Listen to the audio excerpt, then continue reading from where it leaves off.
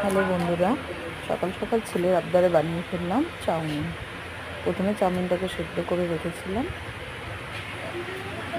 এরপর কড়াই গরম করে তাতে তেল দিয়ে তেলটা গরম করে নিলাম, তারপর দিয়ে দিলাম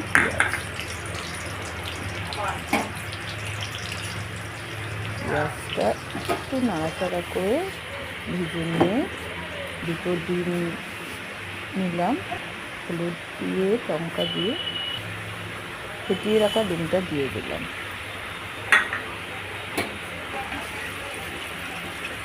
একটু ভাজা ভাজা হলে তাতে সেদ্ধ করা চাউমিনটা দিয়ে